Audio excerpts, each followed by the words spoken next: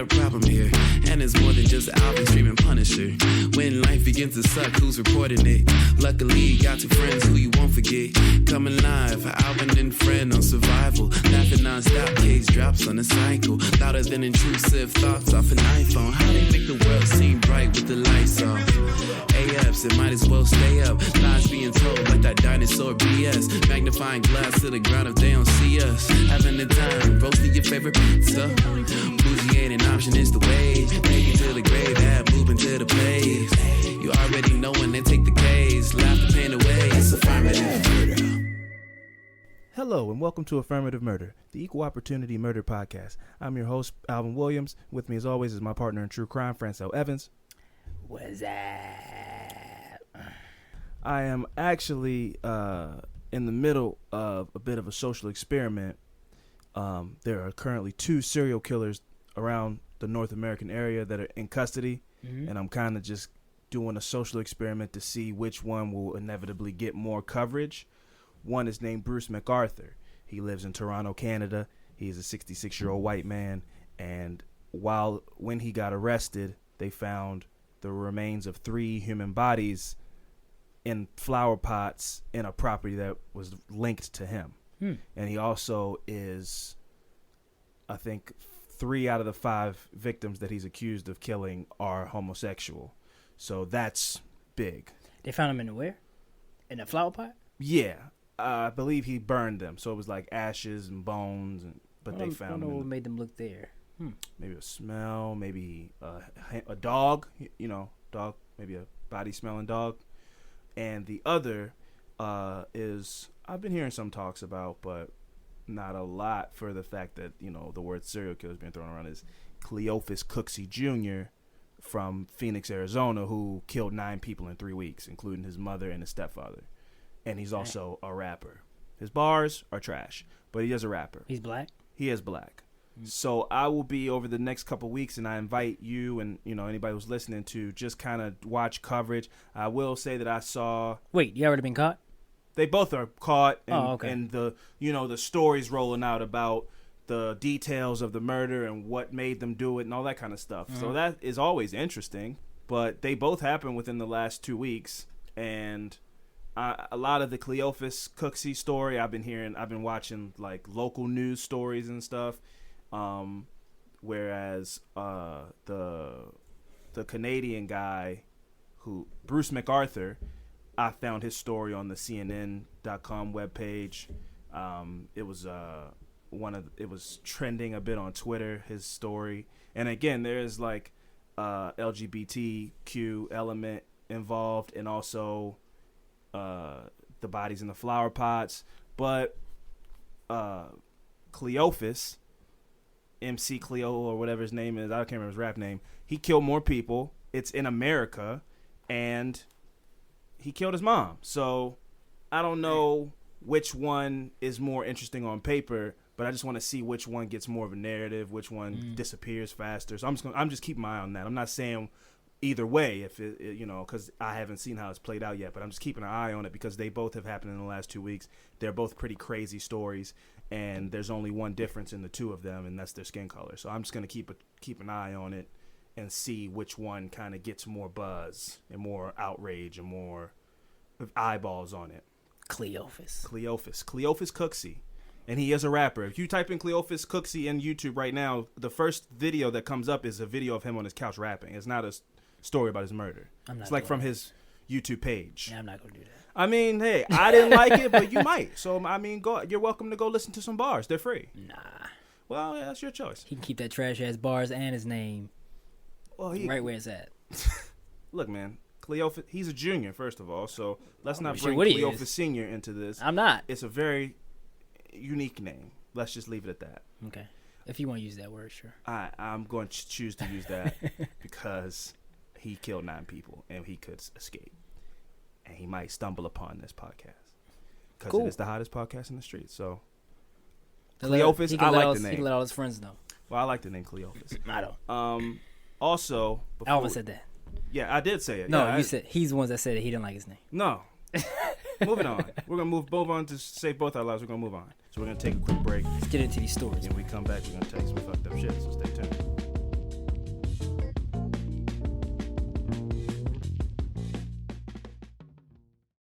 Affirmative Murder is sponsored by BetterHelp. Life is a beautiful and chaotic thing. And sometimes that chaos can get so loud in our brains that we can't even think straight. After a long day, you might come home and you're ready for your head to touch that pillow and enjoy a peaceful night's rest, but you have thought upon thought, fear upon fear, anxiety upon anxiety racing through your mind. Well, therapy can be a great place to talk those things out, confront, and hopefully eventually resolve a lot of those intrusive thoughts. And BetterHelp is a fantastic option for talk therapy.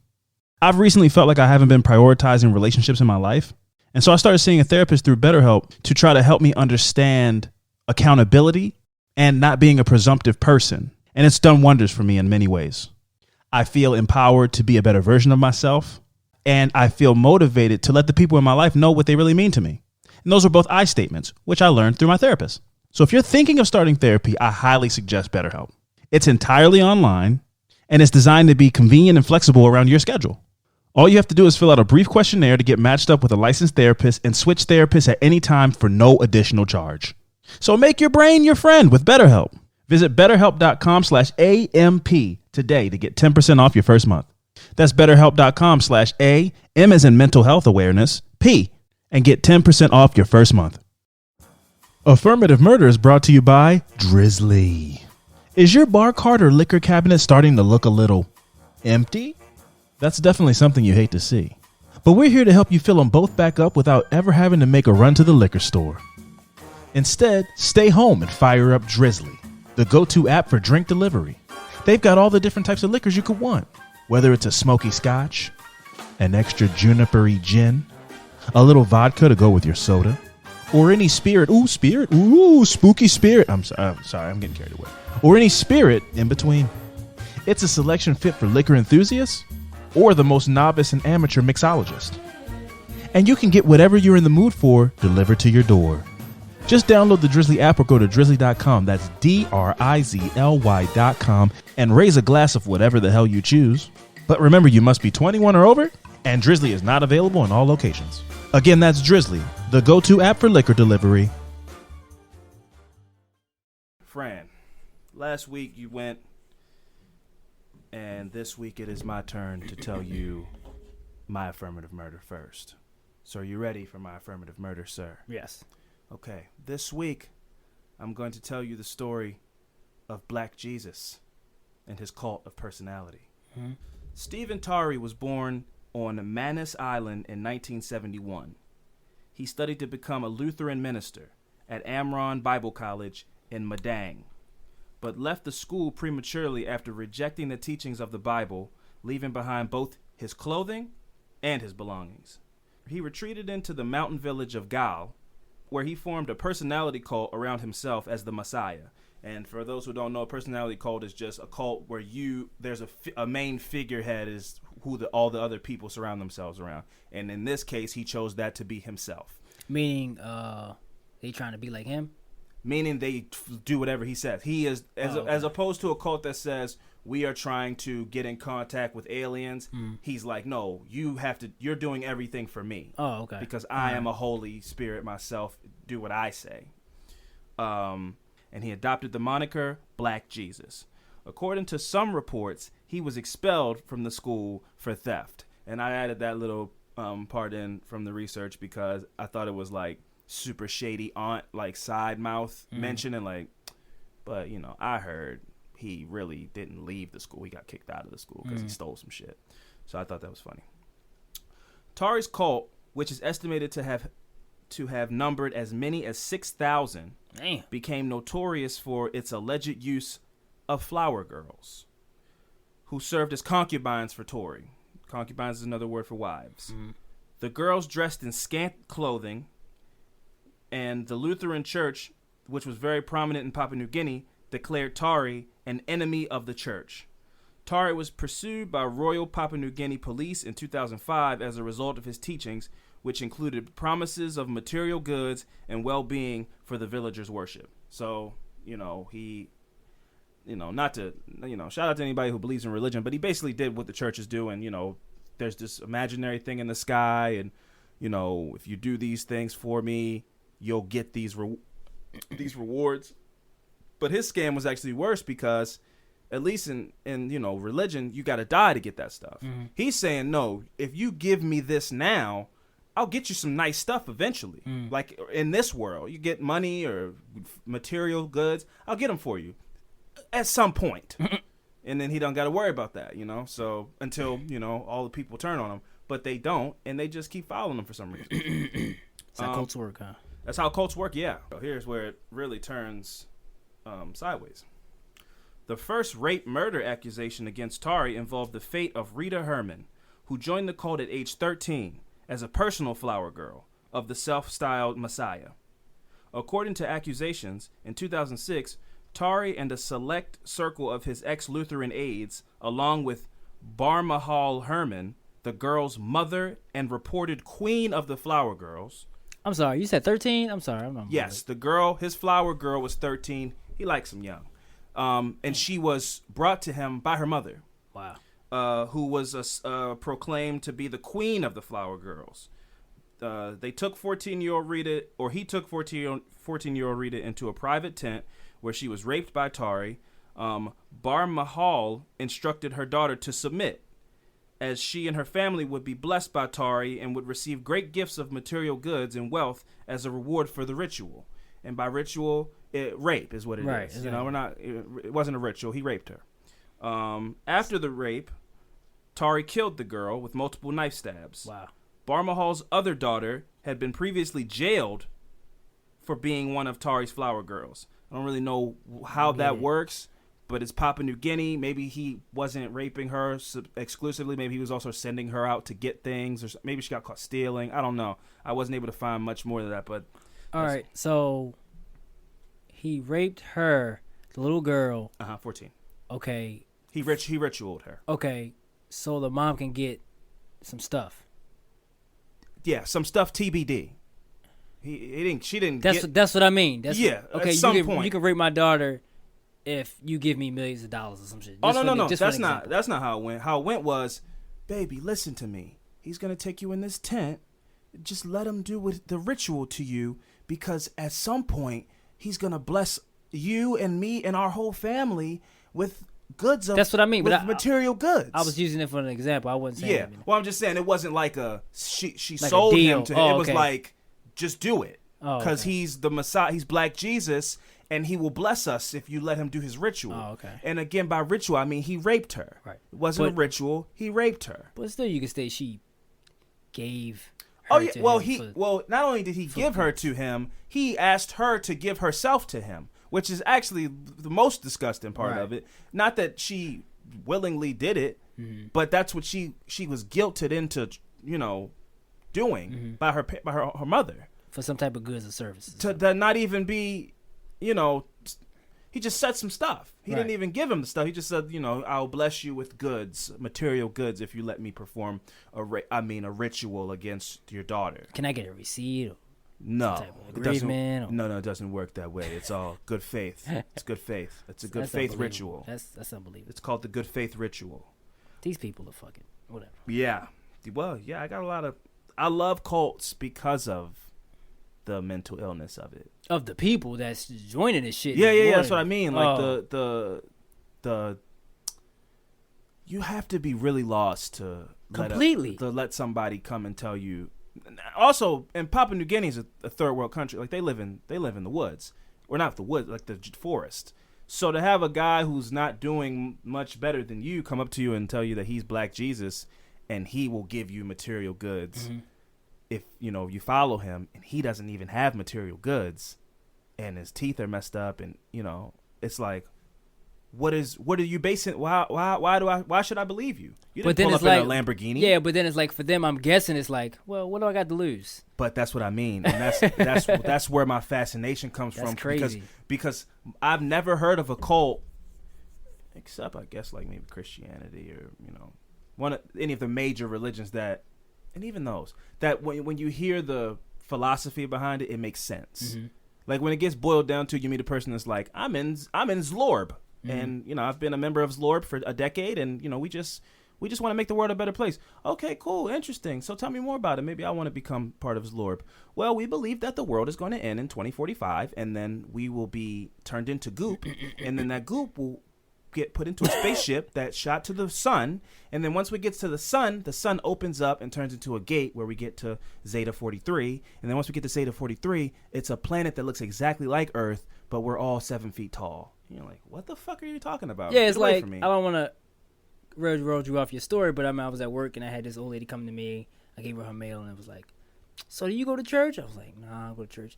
Well, I'm a Jehovah's Witness. Oh, God. Do this, Apple and Eve. I was like, oh, here we go. Oh, God. Like, Did she give you a pamphlet? The heavens. No, we was at our house. So she was like, the tables turned. You went to a Jehovah's Witness house. Well, I was at work. I'm saying, they come to my damn house at 9 o'clock in the morning on a Saturday. It was like, yeah, the Apple and Eve, you know what I'm saying? The heaven's gates, and don't you want to go to this when you pass, and you come down and. Ma'am, I have to get to my next route. I was like, oh, I gotta go. I have to go. I gotta go. That is.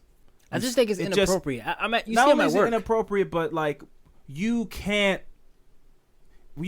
I guess, if you're like an abrasive person, but you just kind of get stuck in that conversation against your will, because you can't tell somebody like, look, I don't care about your religion, right? And so I just have to be like, oh, okay, cool. I was just stuck in there for like Eve, a good 15 minutes. Yeah, I mean she stole 15 minutes of your life.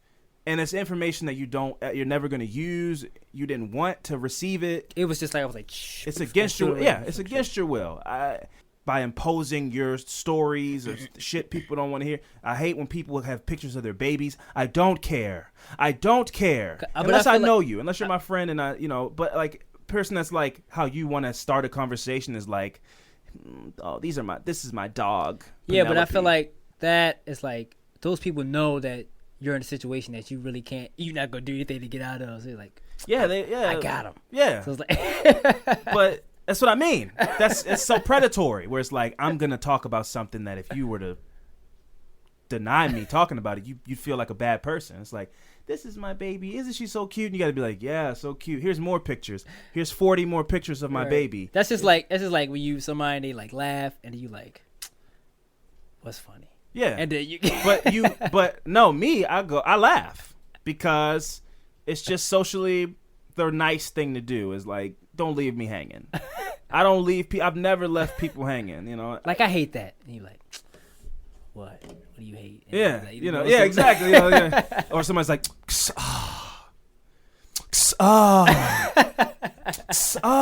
you okay? You okay? Well, just my wife's being a bitch. You're like, that's crazy. Yeah, it is crazy, right? How you doing? That's the hook. Yeah, it's how to get you.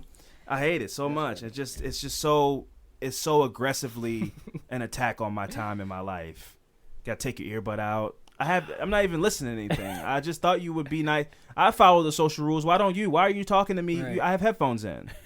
I even go like, I'm not listening to anything. I'll still take them out like, what? Right. Like you're like, I'm trying to get back to this. They'll still go as soon as they get my attention. It's a 5-minute conversation about something I don't give a shit about. God, and don't even get me started on Jehovah's Witnesses. They make me so angry.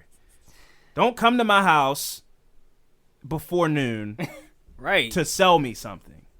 I don't want to know the truth. If I wanted to know the truth, I would come to you. That's how religion should work. I should come to you in my time of need and my lowest point. I turn to religion to save me. Don't come to my house. Right. I almost opened the door naked 2 weeks ago. Instead, because I thought that's a sin. That if these people are right about what they believe, I'm gonna go to hell. So I just didn't have a shirt on, and I peeked the screen out, and I was like, and I do my sleepy voice, which is like, yeah. Even though I was up watching videos on my phone, I was like, yeah, hell yeah, can I help you? Yes, hello.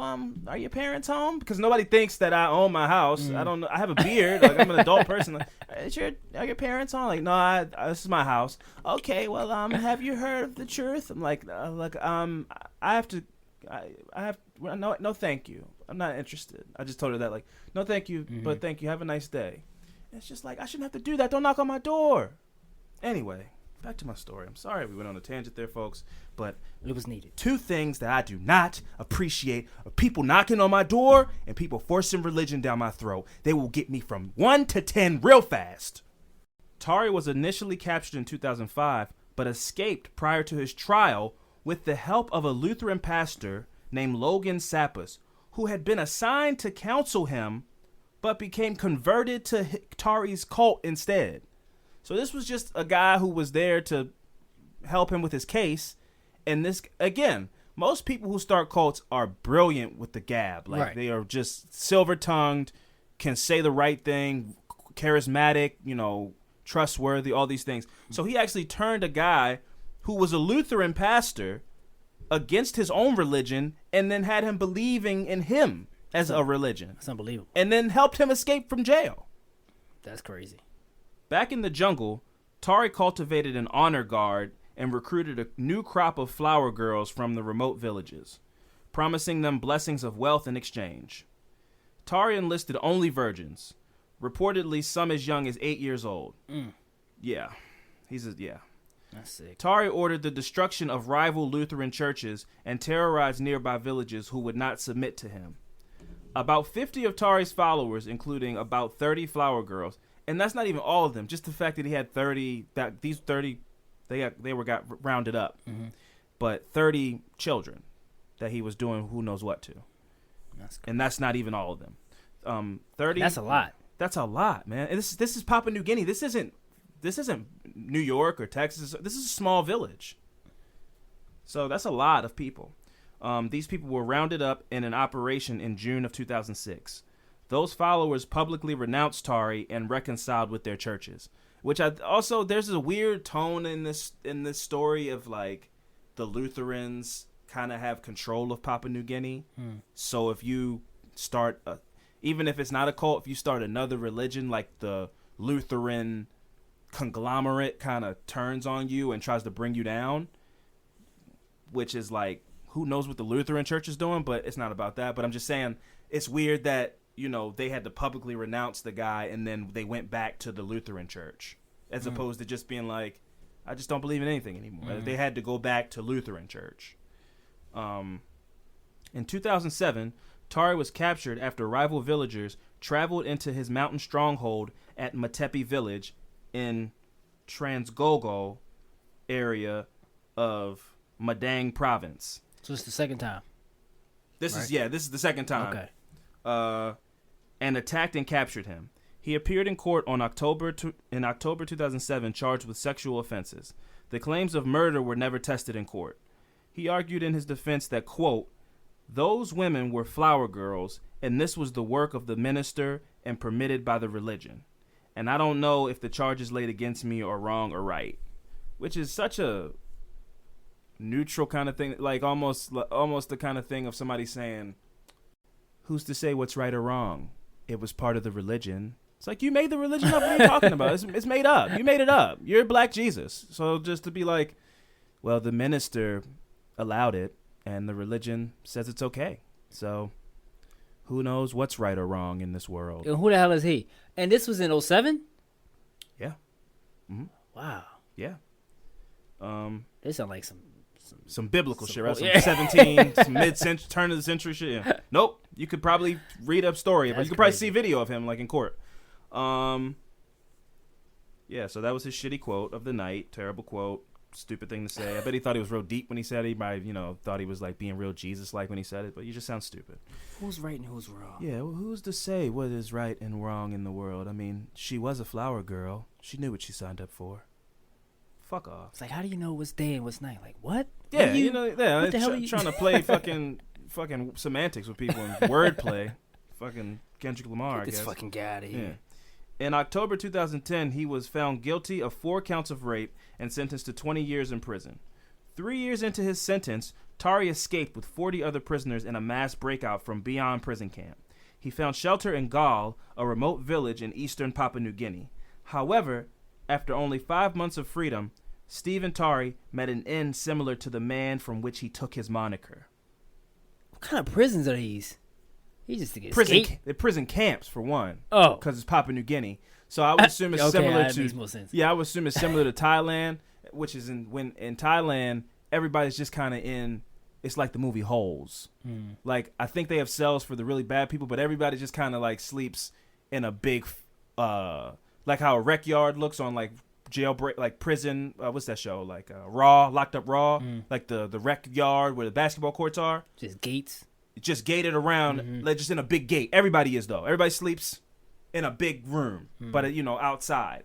Papua New Guinea's self-styled Black Jesus died as he lived, meeting a gruesome, violent end during which he was hacked and slashed to death with bush knives. Damn. And also also castrated. I almost said constipated for some reason. I don't know why. He was also castrated. It seems that the ritualistic murder of a 15-year-old schoolgirl named Rose Wagam was the last straw for the men in this remote village in eastern Papua New Guinea, where Tari had been sheltering since escaping the prison in March of 2013. Following the girl's murder and the attempted murder of a 14-year-old girl the following day, about 80 men came together to kill him and one of his followers, 15-year-old Matis Agmaba.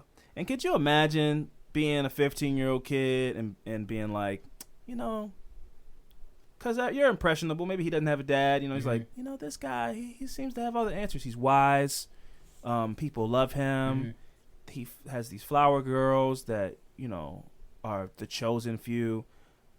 I want to become his squire and his apprentice and become like him. And then the next day, people were like, kill him. Like, they all put their torches up and they're like, and kill the kid too. Right. They're like, what? No, what? I thought we liked him. But it's too late. You put your eggs in the wrong basket, sir. On a Thursday morning, they split into 3 groups, one of which set upon Tari as he was performing his morning ablutions, which is just washing up. He's, you know, his morning shower, basically. Exotic words. Yeah, you know, he thinks he's cultured. As the cult leader fled, he ran into a second group of villagers who killed him, but only after he had wounded 2 of them. So he went out with a fight. Yeah, and not good for him, but I would do the same. If I was in this scenario, not that I would be, but it's like, I'm going out like Tony Montana. You know, you might get me, but I'm get a couple of y'all. That's just for anybody out there listening. If you want to run up, you can get done up. If it's 5-on-1, one of y'all's getting knocked out hard. You know, y'all gonna get me after that, but one of y'all is going to sleep, and I promise you. Or getting your nose bit off. I'm gonna do something fucked up to one of y'all, where y'all gonna be talking about this while y'all walking back and laughing about how y'all fucked me up. One of y'all's gonna be like, yeah, we fucked him up, but I gotta go to the hospital. I think he scratched my cornea. The men tied Tari's neck with cane ropes, dragged him to an isolated spot, and buried him in a shallow pit. The nature of his injuries was established after health and mortuary workers dug up his body. He was chopped and slashed with bush knives on both arms and legs, chest and stomach, which revealed his intestines. Damn. He was also castrated, said Juith Gawi, a doctor involved in the exhumation. The 14-year-old girl was saved by the village men, who subsequently killed Tari. However, a 10-year-old girl who accompanied Rose and her aunt to Gao is still missing. Police say Marijan Wagam, Rose's aunt, had acted as a scout for the young girls and virgins whom she brought to Tari. Rose, whose body was also dug up, was found to have multiple stab wounds and slashes. And with that being said, I think that confirms that the girl in the beginning, Rita, her mother definitely did set her up and brought her to him because he has the same MO. He got this girl's aunt to become a scout or queen of the flower girls. She brought him her niece along with who knows however many girls, along with a 10-year-old girl who's still missing to this day.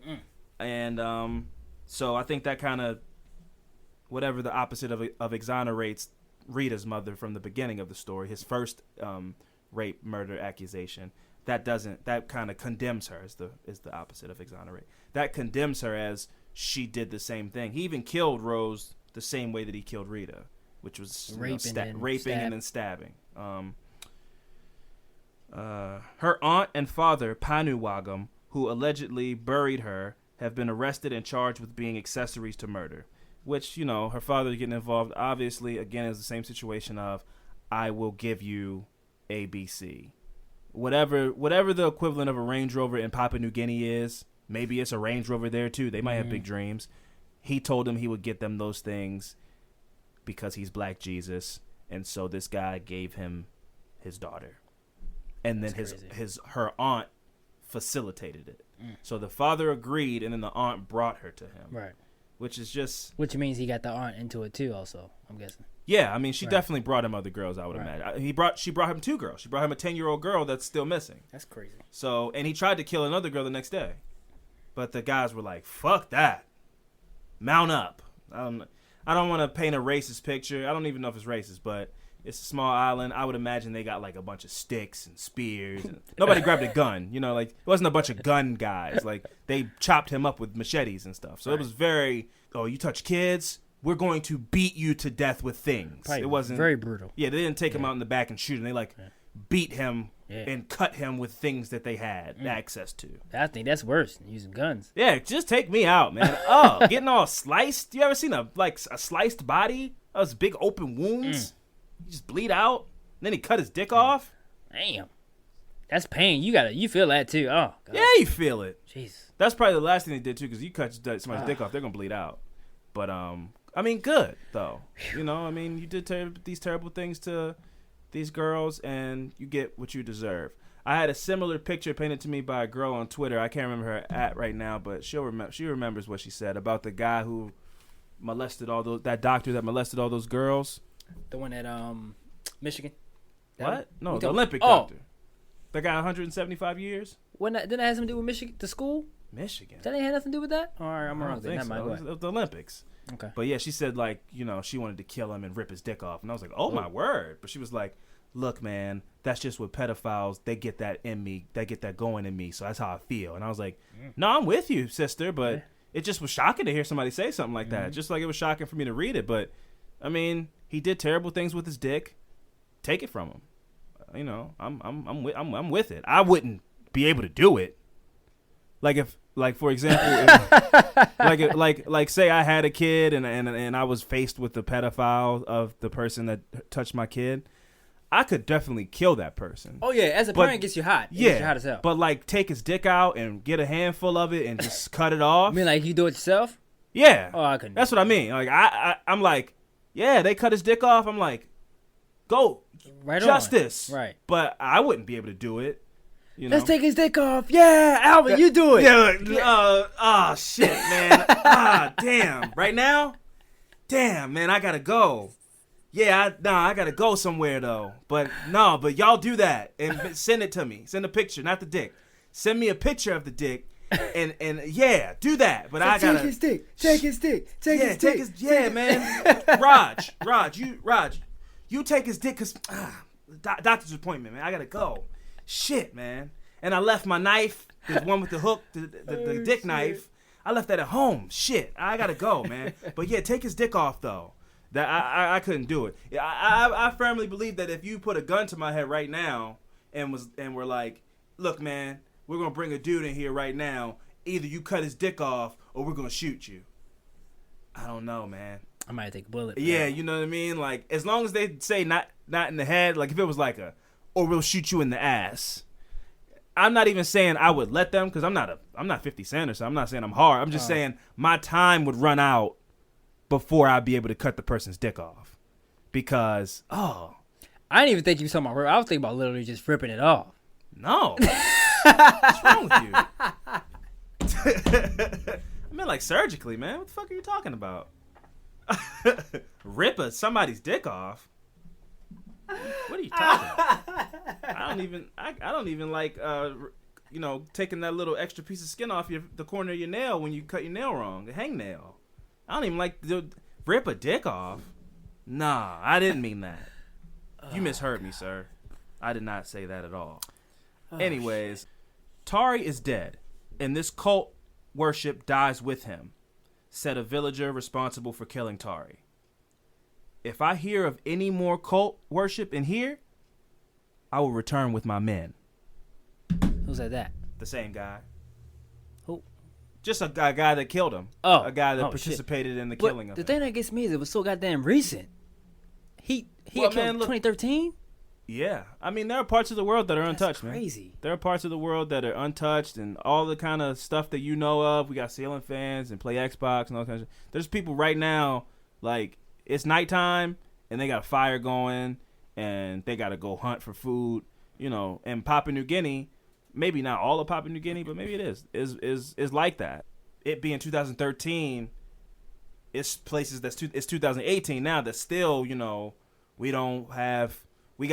a radio. That's all we got. We got a radio so that we know when the shipment's coming into the market. That's all we need. We don't watch TV or play Game Boys or any of that shit. So, yeah, man, that was 2013. And that was Black Jesus and his cult and his personality cult.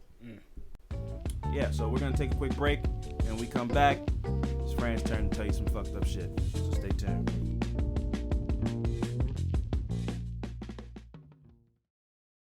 And we are back. Fran, please tell me your story this week. Thank you. My affirmative murder this week is Joseph C. Palzinski. Now, this is a white guy. Okay, and cool. the reason why I did this was because this was like, have you heard about him before? No. Okay, so this happened in like our backyard from where we grew up. What do you mean? So Middle River? Yeah, I'm gonna get to it. Oh. So they have a an episode about him in Discovery ID on a show called Your Worst Nightmare. Okay. So if anybody want to watch it, this episode is season 4, episode 5. So while I was watching it, I was also reading the wiki to make sure everything was lining up. So everything made sense. So I was like, okay, cool. I can just go from this and save me some time. So Joseph Palzinski. They called him. Other names was Joby. Another nickname was Joe. So he was born November 11th of 1968. Was a spree killer in the suburbs of Baltimore who in March 2000 terrorized residents in the region by killing 4 people and taking a family of 3 at hostage, and is one of the longest one-man standoffs ever known. In 2000? Yeah. I wasn't living here, but I've never heard of this. Yeah. So the saga ended with 2 of his hostages escaping and the third being rescued. And he was, this is just the beginning of it. Okay. He was shot by the Baltimore County Police. So that's just, I want to get that out the way because I'm getting he was killed in 2000. Yeah, he was killed in 2000. Okay. So here's some background. In the years before his shooting rampage, Palzinski was an electrician and a bodybuilder who was unemployed at the time of his shootings. Yeah. Had a lengthy record of domestic violence and related crimes. He had been in and out of prison, mental institutions, and on parole or probation on many occasions. Still able to get a gun. Yep. Well, I'm going to get to that also in the end. Okay, cool. So Palzinski was already wanted for violating his parole at the time of his shooting. Some of his earlier crimes included assault and battery, which one time caused one of his ex-girlfriends to a miscarriage of a child, and to miscarriage of a child, and had conceived, and a standoff of 1992 in Idaho that lasted 16 hours. Oh, so this guy really just knows how to hunker down, and just not give up. Yeah. Probably packs a lot of snacks. Maybe. So the first 3 killings. The story came to the public's attention on March 7, 2000, when a triple homicide occurred in a quiet community of Bowley's Quarters near Middle River. What? For people, just to make it clear to people, Bowley's Quarters, where me and you grew, I mean, that's 5 minutes. You know, this is that by like Martin's, or was that the Plaza? Yeah. Yeah, there's like a shopping center that is up the street from where me and Franco grew up, about 2 minutes from each other. And in this area that's being talked about is like 5 minutes from that. Yeah. So, and I've never heard of this before. Yeah. That's crazy. So did he live over by the water? I think so. That's crazy. Yeah, so it's like from where Martin's is, like it's further back. It's just all the way back. Yeah. Okay. So it's near the water. So so in the community of Bowley's Quarters near Middle River, which is a suburb to the east of Baltimore, and an area not accustomed to violent crime, which we both know. Who wrote this? Yeah.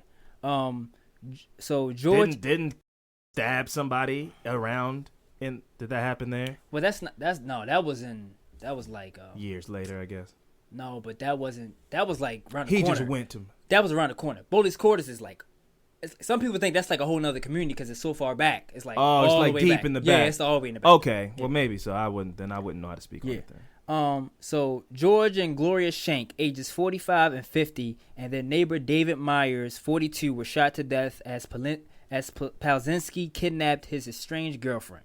Damn. So this was all about, in the story I watched, this is all about his girlfriend, whose name was Tracy Whitehead, who he met, and then, they hit it off, Mm-hmm. and then fucking guy just snapped and like just beating her, Yeah. and then Not letting her go. not letting her go, and like one time they got off of work, and then he pulled up at her job because she was leaving with her boss, so he was like, "You cheating on me?" So he started wilding out, but it was like we work together. And Yeah. it was like, why are you tripping? So Just walking me to my car. yeah, so No, fuck that. I'm going to fuck you up, and then I'm going to fuck him up. Yeah. Tracy, you have a nice night, okay?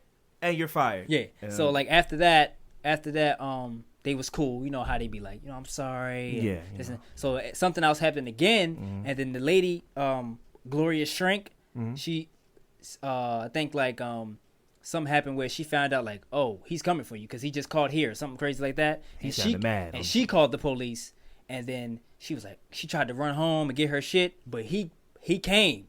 He beat her there before she left the house with her shit because she was about to move. Police came, and then he was like, look, you better not say nothing. I'm gonna answer the door. And then he answered the door, and then she was like, help me, he's gonna kill me. And then the police come in, and then they lock him up. Then he gets out on a $75,000 bond that she didn't think he was gonna get out of. And then That's crazy. he finds her at the lady's house, and then he kills her, the guy, her husband, and the neighbor, and then God he kidnaps her. damn. It's fucking crazy. So he killed all the people that were protecting her Yes. and then took her out of the house. And they took the neighbor, and the neighbor had nothing to do with it. He just happened to hear all the noises and come outside.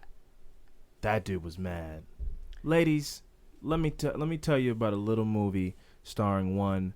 She wasn't nominated for anything, but one of America's gems, the Bronx's own Jennifer Lopez. I suggest that you all go out and watch a movie called Enough, about a woman who was sick of being beaten by her husband, couldn't take it anymore, and instead of continuing to let this happen out of fear, she ran, and when she got far enough away, she got the training. And when he came back for her, she beat the dog shit out of him and killed him. And it is a great movie and an empowering movie, but also could be a factual movie. So get out there, get your jujitsus up, and go fuck a dude up. Don't let this dude out here put your hands on you. Also, all the female listeners out there, if you got an issue, hit me up. I got you. Continue, friend.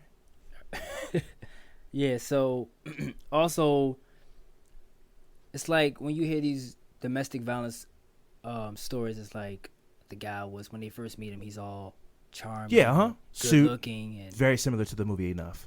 then it's like fucking guy Then just the snaps. switch flips. Right, and then What it is he got you. right Once he got you, then he stops doing all the stuff that the tricks. she was saying that they was like going out, and he like took her to meet his mom, and then he was sending her flowers to her job every day, and Yeah. but then they become insecure with themselves, and they like, Yeah. who the fuck is this guy? Like, Uh-huh. it's Yeah. my boss. Rage kicks up. Right. Then it's like, then if he hits you, it's like, all right, I feel like you should see signs before that, maybe. Yeah. But it's like, if he hits you once, it's like, all right, you need to get out of there. You shouldn't be. If he come Red apologize, flag 1. You make him dinner. He likes his steak medium. You made it medium rare. If you get a bang on the table, I mean, I work all fucking day, and you can't make my steak the way that I want? No, it's cool. It's cool. I'll eat it. I'll just eat it. You don't get hit that night, but just don't let somebody talk to you that way. That's a red flag. It's a steak. Yeah, you know what I mean? Like, that's a red flag. Notice those things and be able to get out of a situation before he hits you if you're able to. Right. But you can't just fuck men. Seriously, man. Like, don't give, just because a man is nice or handsome, or don't give him slack. Like, if he treats you like shit, don't give him too many chances. Like, take it as a strike. If he treats you like real shitty one day, take it as a strike. You don't got to leave then, but he collects enough of those strikes, leave, especially if they're aggressive. You know, if they're aggressive strikes where it's like, shut the fuck up. You know, like, I've never like, talked to any girl I've dated exactly, like that, ever. right, never. You know, so I can't even imagine, but I would imagine, you know, just statistically, there are women out there who this might be triggering for them to hear of, like, a man raising them voice at them, banging on tables, throwing plates. Those are flags, man. That means he has no problem men don't, that's not a man thing. Right. I've never talked to a woman that way ever in my life. So it's a red flag. Watch it out here, man. Like, get upset over some burnt toast. Like, yeah, you know, it's like, just crazy. like, you know? then you like, okay, something's up with this dude. Wrong, It's especially if it's like, oh, you know, sorry, sweetie, I just Why do you have to be such a fucking cunt all the time? It's like, whoa. And then like after half an hour, was like they come to apologize. Like, oh no, Yeah, no, that's not acceptable. You got bipolar issues or something, you know. Yeah. So he kidnapped his estranged and killed everybody. Yeah, girlfriend Tracy Whitehead, then 22. So she was the one that was on. She the one that told the story on the show. So he made off in his mother's car. Wait, so we're in 2000? Yeah. And she's 22, and he was born in the 60s? No. I thought you said he was born in 1967. They said it became public. It became public in 2000. Oh, so this isn't the. No, okay, yeah, cool. yeah. Sorry, my bad. Yeah. So the Shanks had been providing a home for Whitehead. So this is what I was talking about. They was protecting her. So who had been accusing Polinsky of abusing her and had recently left him and planned to move into her own apartment from her parents' house where she had been living. So the reason why she stayed with those people is because she was moving into an apartment that hasn't been. It was being finished built or something like that. Something had to be fixed. She was turning her life around. Yeah. She was getting out from under him. Yep. So this goes into the police manhunt. For 10 days following the triple shooting, Pawzinski was the subject of an intense manhunt involving every available law enforcement unit. The officers, using the latest technology and all available equipment, formed a barrier with roadblocks and other borders surrounding the area where they believed Pawzinski had been. Damn. On 2 separate occasions, Pawzinski was able to penetrate the barriers and evade capture. What is this? How has he done these things? So it was believed that he was trying to contact longtime friend Kevin Massengill. Whether he was able to contact either of the two, who was never proven, and neither one would commit if he had. So it was a friend of his that I guess he was trying to make sure that he wasn't going to tell on where he was. So his 4th killing during the evening of Wednesday, March 8th, Pawzinski killed a 4th victim. Damn. I think, but this was bullshit though. It was just a liquor store robbery. No, it was just like unfortunate for the person. I'm gonna tell you, unfortunate. So Jennifer McDonald, 36, the pregnant mother of 2-year-old boy who was fatally wounded from a ricochet bullet in front of her family during an unsuccessful carjacking attempt in Chase. So this guy. Oh, he's all over Essex too. So wait, the kid died too, or the mom got a ricochet? Died. Yeah, I think the mom. Let me see. She was pregnant and has a 2-year-old, and she got a ricochet. Yeah. Okay. She got hit with the ricochet. Okay. So yeah, while Pawzinski was unable to steal a vehicle in this attempt, he didn't get the car. That's crazy. So this girl wasn't even his target. This girl ain't had nothing to do with him. Oh, it wasn't her car? It wasn't her car. Wow. So he later carjacked an 81-year-old woman who was not injured. So the car he was going for, he didn't get, and then he ended up stealing some other old lady's car. That's crazy. So following the 4th murder, Pawzinski took Whitehead to the Room 25 and El Rich Motel on Pulaski Highway. If you remember where that is, that's right across the street from where the Word Farms is on Pulaski Highway. With the subway? Yeah. Oh shit. We've been in that hotel. Yes. Wow. That's creepy. Yeah. We definitely could have got murdered that weekend. That was a seedy hotel. That was a motel. That was a seedy motel. Yes. Yeah, that was dumb. Wow, okay. So from which during what if we stayed in his room? That's crazy. That's crazy. When I thought about it, I was like, wow. That's dark. So from which during the night she escaped unharmed. So I'm guessing she got out. She got away. Yeah. They happened to go outside, and then she saw a police car. So she ran to. She darted to the police car, and then he ran. Oh shit. Yeah. So he ran. So the motel clerk did not notice the man checking in as John Silver, who was Pawzinski. But had stated that Whitehead had come out alone on several occasions to buy soda and food, and stated she seemed chipper and happy, not at all scared or frightened. So probably what he told her to do. Exactly. So Pawzinski saw the story on the news in the motel room and realized his guns were in the vehicle he had just stolen, which police were looking for. He went outside with Whitehead to retrieve them. As they stepped outside, Whitehead saw the police. So this is the part I told you. She ran. Yeah, which she ran to, and Pawzinski ran into the nearby woods and fled. Now, I don't remember any woods that's over there, so that's probably way before. No, it's There's houses up behind. There's houses behind it. Yeah, I do remember that. I've never gone back deep though, so Okay. it might be. Me either. So maybe. Yeah, you're right. That's crazy. How is he so good at just running away? And is he? It's like he's Jason Bourne. He ran away. He didn't get in the car. No, he He just ran. ran. He ran. And didn't get caught And that they night. go. So I'm guessing. I guess the police was like, all right, I got to stay with The girl. the girl. So Yeah. it's like, yeah. That's crazy. I wait for backup or something. By then he was He in was another gone. county He or was something. gone. This dude is amazing. He was gone. So on Friday, March just to give people some kind of like geography about it, where the hotel is that we're talking about, it's got to be like 20 miles from the original place that we're saying this stuff went down at. So for him to go anywhere on foot, I mean, he was in a car, but I'm just saying to take off essentially in the middle of nowhere because there's nothing really around there is crazy. From Boulder's Quarters to that hotel is probably like 20 minutes. Yeah, you know. Maybe more than yeah. So I guess it's. it depends. I mean, it's just tripping me out. The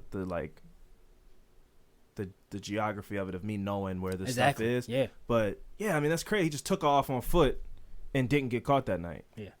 So So it's like Houdini. Yeah, and then on March 10th, Pelzinski fled to Virginia. In what? I guess he stole another car. I guess. This dude's amazing. Pelzinski fled to Virginia, where he kidnapped William Lewis Terrell and ordered him to transport him back to Eastern Baltimore County. I wonder how long he been. Now, he went to Virginia for what reason? I don't know. They didn't say.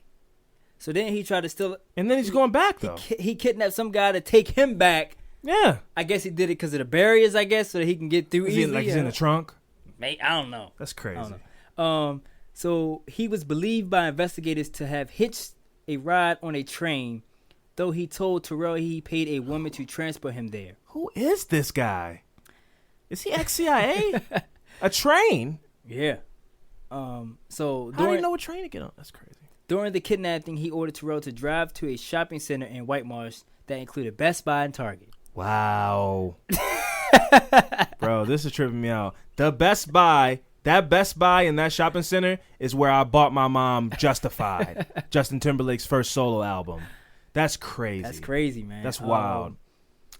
And, that's insane. Yeah, and to purchase food on to purchase food and I gotta various watch this then. survival So are they equipment. showing this stuff while there's? Well, they show part of Bodie's quarters, but it's up top, and I can't point stuff out. Okay. Yeah. So on survival equipment, as well as a battery operated television He got a TV. He said here's survival equipment as well as a battery operated television with a wad of cash Pelzinski provided. He threatened Terrell that he would shoot whoever was around if Terrell did not comply. This guy's an animal. So police found Terrell in his pickup truck at 3:30 a.m. and Saturday morning after Pelzinski released him. Terrell, who relied on his faith during his ordeal, had been keeping his promise not to call police. So he just bought a TV and all that shit and was like, all right, man, I'm out. Gone. Hey, man, he done left now. Call the fucking police. Where did he go, though? He just disappeared. He left him in his truck, right? He reminds me of a friend of ours' brother. I'm not going to say his name because I don't know if it's... That just comes in and out of places that we like... Oh, where the hell did you come from? It's like you never see him. You could be in an empty field and didn't see him, and then you see him when he's taking that last 5 steps up to you. It's like, hey, what's up, man? What? Where'd you come from? Yeah, I mean, there's nothing around there either, really. He doesn't live in White Marsh. He lives in East Baltimore, so and this blockades up. So he got a TV and some other shit, and just was like, all right, man, thanks. Keep your truck. I don't need it. Bye. And just walked away. Yeah, but and over there in White Marsh, you have the TV in his backpack. Yeah, maybe I don't know, but before it is now, that used to be all woods. Yeah, like by the Carmack. That used to be all okay. Or even if you go, if you go up and then you got the McDonald's. It's like if you go past White Marsh, if you got that light and you go right, all that used to be woods before they even built all that shit up that's over there now. Oh damn! So. He just went. You think he might just went and lived in the woods? And TV, and then a portable TV. Yeah, and then but also if you think about it, that goes into 43. So that used to be all wood. So if he walked all that brings you back to Chase. Yeah, That shit is crazy. So he It's just like- knew that he might have just knew the woods like He the back of his hand, right. and went around all the blockades through the backwoods. That's fucking yo. He might have just went home. And the crazy bit down, we know it. It's like now I it can makes picture it. sense. Yeah. That's fucking. He might have just walked through the backwoods and just came and went to his house and back avoided way. all the Right. blockades. It's fucking crazy. That's pretty nuts. Yeah. So this dude was like, I guess he was like, I'm not gonna call the police. Maybe this dude can come back and kill me. So Yeah. So the police ended up just He could have finding at least him. drove away. Right? So Terrell was one of the several people Palczynski had encountered since the first incident who was not harmed. So he didn't do nothing to him. So on Friday, March 17th, Palczynski once again surprised investigators when he penetrated a barrier and fled to nearby Dundalk. So he must have went back into Chase. Yeah. Came back out of Chase, got on to like 43, and then shot down 43 to Dundalk. And folks, every city in America has a Dundalk. Dundalk is where you'll find a lot of single white mothers with biracial children, because dudes just kind of go in and get them pregnant. You see a lot of biracial kids being walked by single moms in Dundalk. A lot of, for lack of a better term, wiggers. A lot of wiggers in Dundalk. A lot of like juggalo looking people. Mm-hmm. And it also smells like shit, because there's a shit like not dispensary, but like refinery in Dundalk. So the whole area kind of smells like shit, and all the people just are kind of weird. As a matter of fact, I don't mean to go on a tangent, but one day I was in Dundalk, and I was going to go take my check to M&T Bank, and I was on the phone with a friend. And while I was on the phone with a friend, he said a joke, and I laughed. And a lady had walked by while I started laughing, and while I was laughing, she said, "You laughing and your dick bleeding." I remember you told me. And she said it so loud that my friend was like, "What did she say?" And I said, I don't know. I was like, she couldn't have said what it sounded like she said. So I said, "Excuse me, what?" I said, "You laughing and your dick bleeding." Squirt, squirt. I hit the unlock button on my car. I was like, okay. And I went and got in my car, and I drove away as fast as I could. I didn't know. But I also looked down. It was so, I was like, is my dick bleeding? Like, how did I not know that? But once I realized that's what she definitely said, I was like, oh, well, you're crazy. Goodbye. So that's just Dundalk in a nutshell. The Dirty D. Yes. So he fled to nearby Dundalk to the home of Tracy Whitehead's mother, Lynn. Her mother, Lynn, her boyfriend, Andrew McCord, and their 12-year-old son. So Bradley, his name was Bradley McCord. Mm-hmm. He was let into their home by Bradley, who did not understand the danger Palczynski posed. Kids. So he didn't even know Who he what was. going on. Yeah. So once he got in there, that was pretty much it. He was led to the home by Bradley, who did not understand the danger Palczynski posed. So And this is Stacy's family or friends? This Her mother. is Tracy's mom. Tracy's mother. Yeah, yeah, that's Tracy's. yeah. Oh, okay. So for the following 97 hours, Palczynski held the family hostage in their home. Bro. So That's so long. right, For it's like 5 people? and then Him, Tracy, a little kid, the mom, and her boyfriend? well, Tracy wasn't there. Oh, she got to the cops. Yeah, Okay. Tracy wasn't so there, It was so he him, was like- Tracy's brother?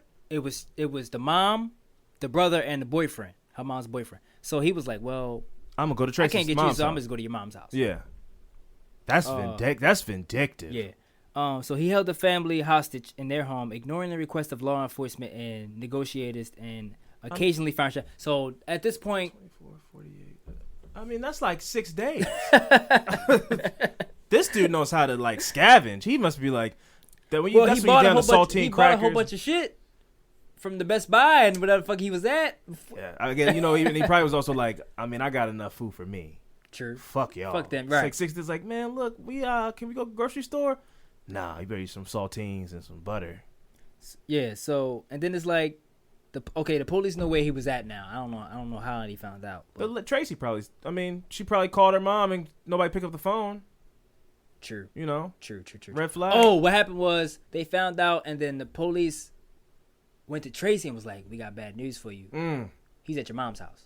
That's And then- crazy. Right, and then she was like, "He's like," oh, then the detective was like, "Okay, we need you to talk to him." But she was like, "I don't want to talk to him because now I'm maybe maybe I'm gonna make him mad, and then maybe he may kill my family for While me to on the hear." phone. Yeah. Mm-hmm. So she was like, I don't want to Yeah. talk to him. So during that standoff, so the police knew, so they just set the barrier outside the house. So just wait him out. Yeah, and then they said at times he was shooting outside at the police. Oh, this guy just doesn't give a fuck. He had like, well, I don't know if it's true, but in the show he had like an AK-47. So might have something similar to it. Yeah. So during the standoff, I'm not surprised that I wouldn't be surprised if he was able to get his hand on a gun like that. Right. So I think they talk about that later on. So during the standoff, no one was permitted to enter the neighborhood of the hostage situation, and the area police called an inner perimeter. Mm-hmm. All area residents were asked to stay at the shelter that was set up at a nearby elementary school. I want to know what that school was. So several people who violated the perimeter set up by the police were arrested. Damn. But you know something? I say damn, and I'm like, those police are harsh. But also, the kind of people that walk up to you in Dundalk are the kind of people where it's like, just get them the fuck out of here. Right. Hey, man, look, you know I'm God, right? It's like, get out of here. Take them away. Right. Like, nobody's like accidentally crossing the thing. It's just like people really, it's weird. Dundalk's like some Walking Dead shit. Like, people come, it's a unicorn in the backyard. What? Get him out of here. Fucking caution tape every day, still walking through it and shit. Hey, man, give me $1, yeah? Like, not even a question? Give me $1, No. So, the Baltimore County Tactical Squad was at a nearby house in which there was a barking dog. The Baltimore County Tactical Squad shot and killed the dog. Okay, well, you know what? Never mind. Maybe these cops were... Well, who are these people? They killed somebody's dog? Yeah. Because it was pissing them off? Barking too goddamn much. You know what? They had been out there for 6 days. They was like, shit, shut this fucking dog up. Shut that fucking dog up! Shit. So I'd have sued the shit out of the Baltimore police department. Definitely. So Palczynski presented one demand to officers throughout the ordeal to speak with Tracy. Yeah.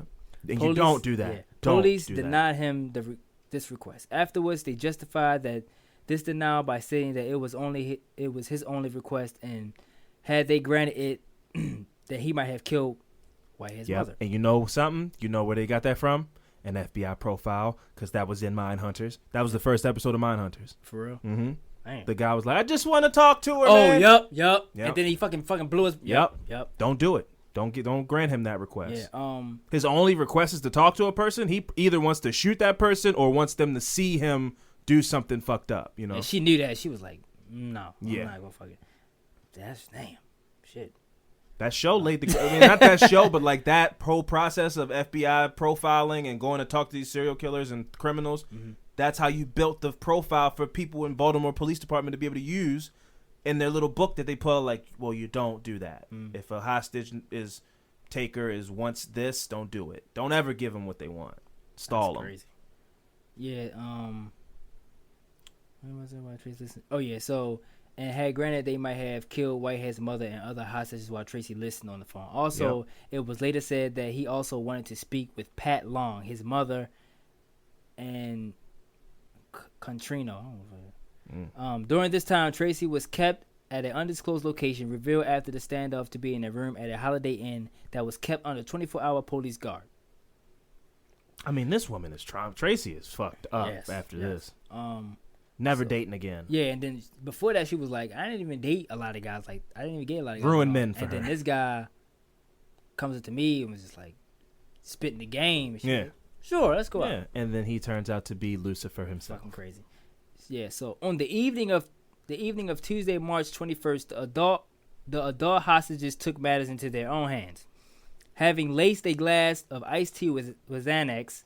Damn, of course they had Xannies in the house. This is the most Dundalk story. They didn't happen to have Xannies in the house just from ankle injury. Her parents were drug addicts.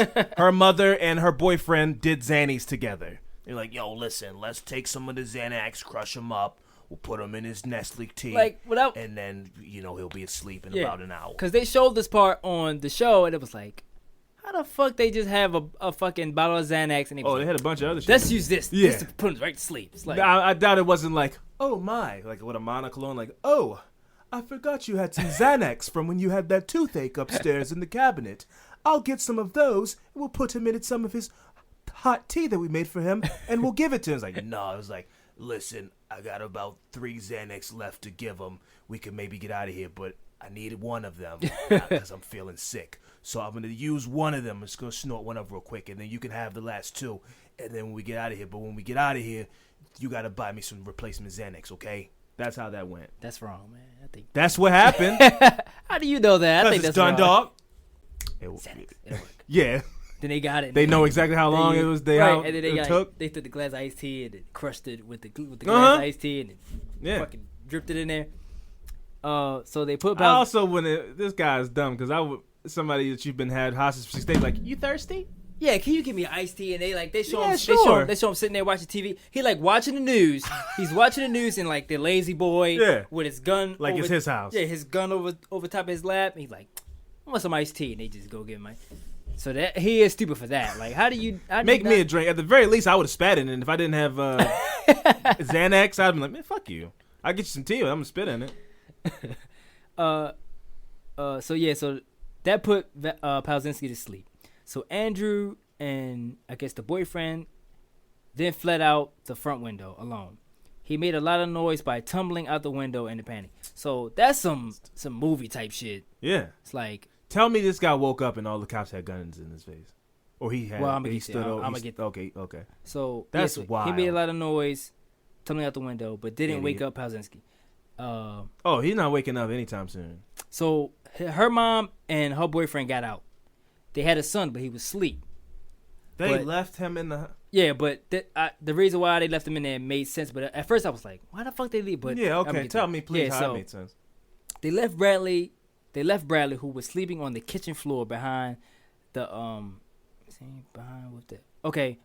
the expectations that police would rescue him. So the police told them like, look, don't wake him up, leave him there asleep, and we're gonna go in and get him. So and they did that because they were saying that him being a child, waking up when he make too much noise. So they wanted, they like, leave him there. I mean, I'm 12. I'm not a baby. I'm not gonna wake up like, all you gotta do is wake me up and just be like, hey, shh, be quiet. We get out of here. He was 12 years old. That's what I'm saying. That don't make sense. That wasn't a good excuse. I'd have been like, fuck you. I don't. Wait, you know what? I'm thinking like fucking. You know 5 what? years old. They were definitely drug addicts. I don't care. I don't care. People can say what you want to say. You left that's a preteen. But the police told him to do this though. I wouldn't have listened to them. You would leave Sophia on kitchen. 12-year-old Sophia. No. Look, man. I think you and Stephanie are two smart people. I think your 12-year-old kid. Mouth? Yeah, I think your 12-year-old kid would be able to be like, well, we've been in here for 6 days. Wake me up with a little one of these with a little finger on your lip, like just be quiet. I'm 12. I'm not gonna wake up like, why are you waking me up? What's happening? Please, what's happening? You know, like. That wasn't a good reason to leave their kid behind. So, the expectations of the police would rescue him. So, officers fearing for the boy's life burst into the home. There have been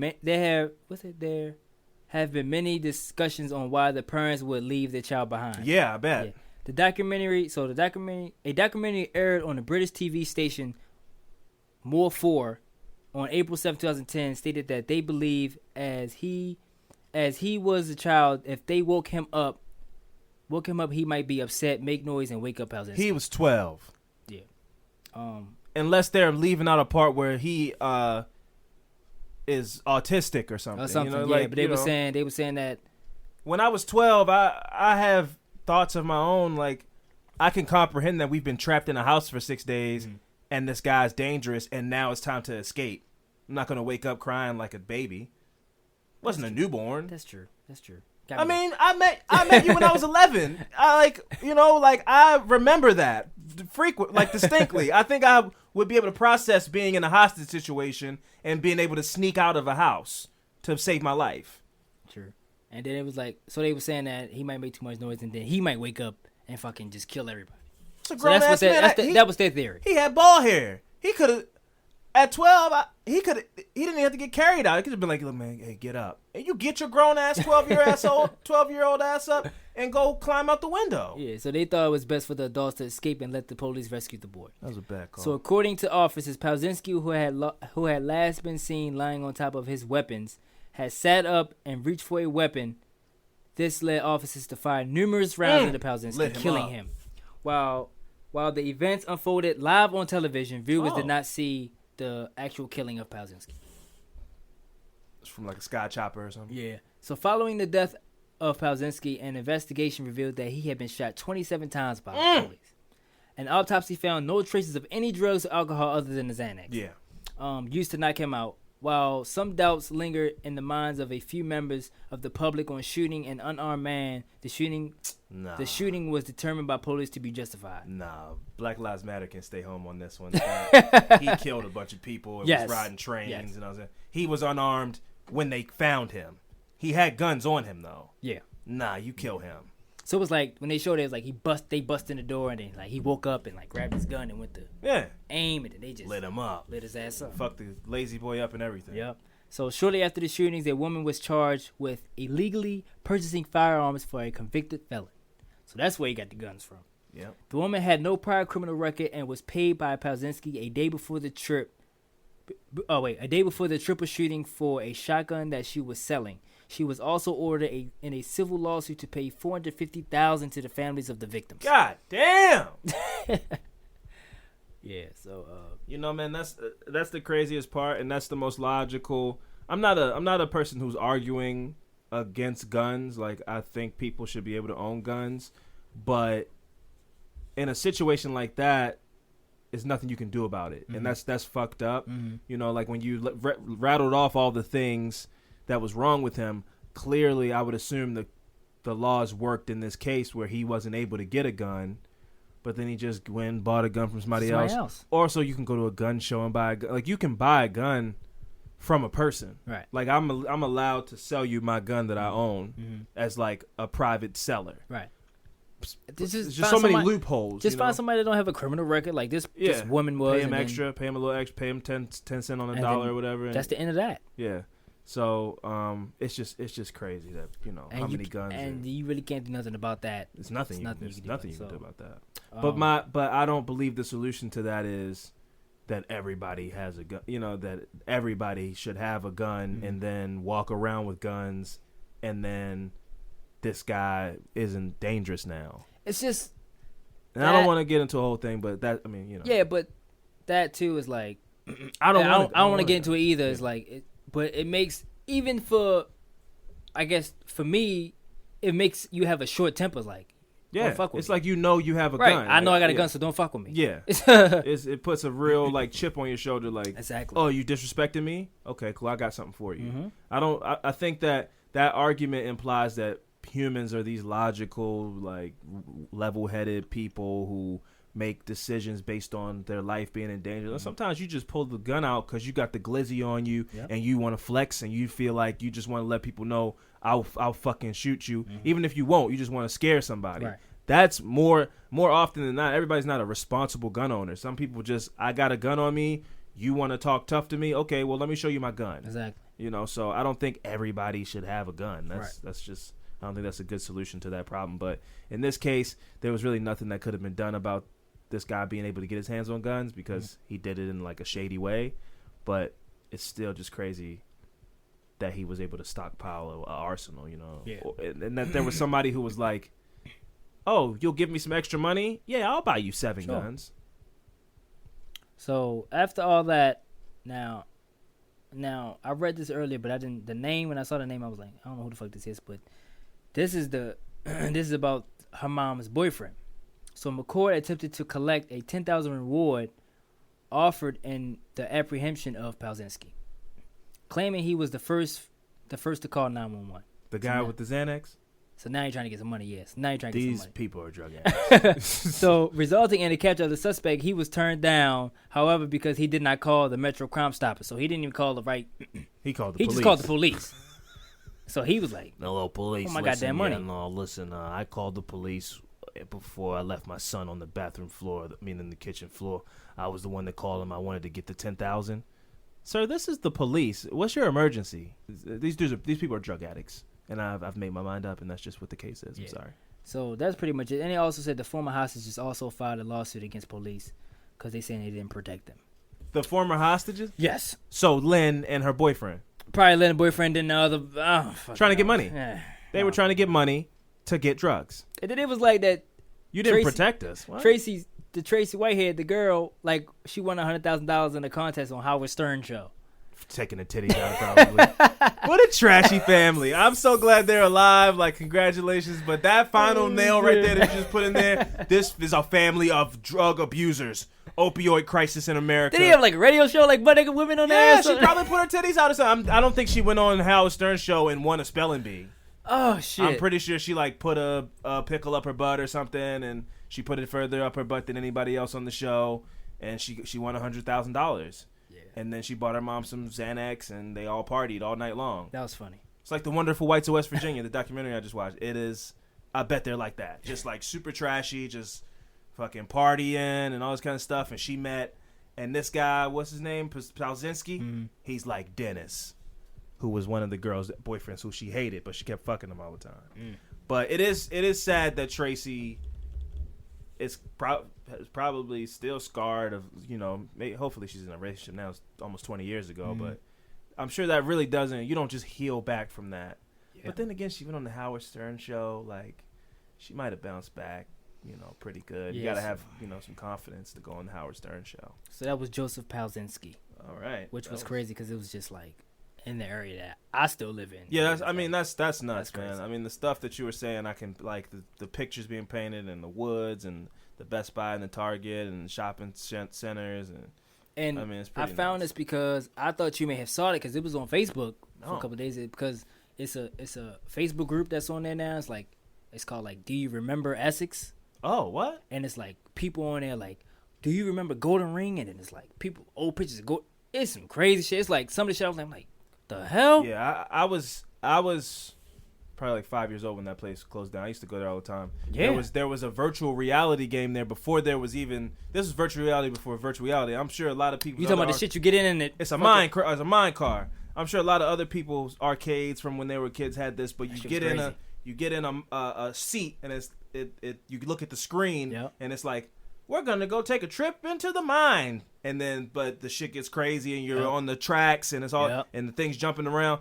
That shit was my favorite. It wasn't even a game. It was just like a ride, and I went on it every time I went to there. Every time, my dad used to go, and we all used to get on that shit. That shit. Was, I mean, memories, man. It's good times, but crazy, also man. Within those times are times where we were in the midst of a lair of a motel where criminals that murder people come to get a night's rest. That's fucking crazy. We could have stayed in this room, man. I mean, it's a decent sized motel, but as far as I'm concerned, we slept in this room, and that's gonna haunt me tonight. Yeah. But this has been another episode of Affirmative Murder.